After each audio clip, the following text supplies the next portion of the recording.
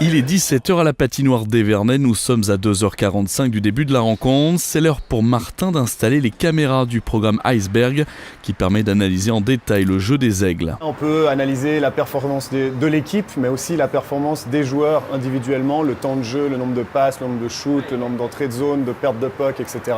Il y a vraiment à peu près une soixantaine en tout cas de statistiques, voire même plus. C'est une belle avancée technologique, cependant les experts ne sont pas au chômage pour autant. On garde toujours nos statisticiens à qui on travaille et qu'on apprécie énormément et qui eux nous permettent d'avoir certaines stats très ciblées qui sont peut-être les stats les plus importantes et qu'on peut avoir pendant le match, chose que Iceberg ne peut pas proposer.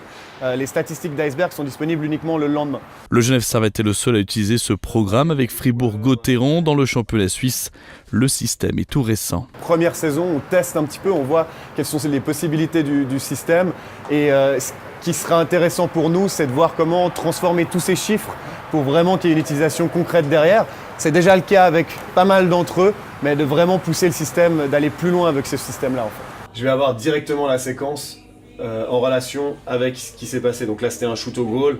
L'autre rôle important de Martin, c'est de visualiser et faire des séquences en amont sur les dernières rencontres de l'adversaire du jour. Le jour du match, il coupe les séquences de la rencontre. Il va y avoir un face-off en zone neutre. Donc je vais appuyer sur la touche face-off zone neutre, on va voir. Ok, je mets le centre.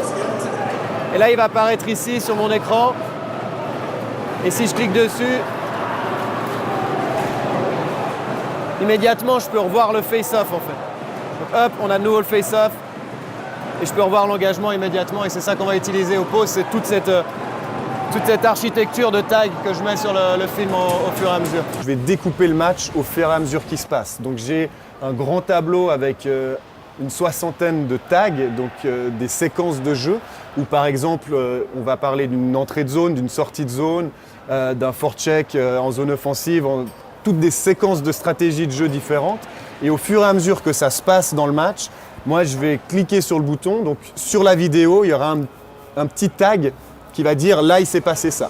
Et je vais en plus ajouter les joueurs qui sont impliqués dans cette séquence. Pendant les pauses, Martin va faire part de son analyse avec Louis Matt et Chris Maxorley afin que les entraîneurs montrent les images à l'équipe. Il facilite notre travail, on permet d'être plus proactif entre les périodes, ça nous permet de voir tout de suite les séquences et puis de corriger ou d'améliorer des choses le plus vite possible.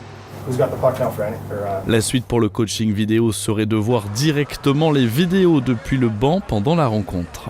Ce qui est sûr, c'est que depuis cette année, la Ligue nationale permet l'utilisation d'appareils électriques d'électronique sur le banc.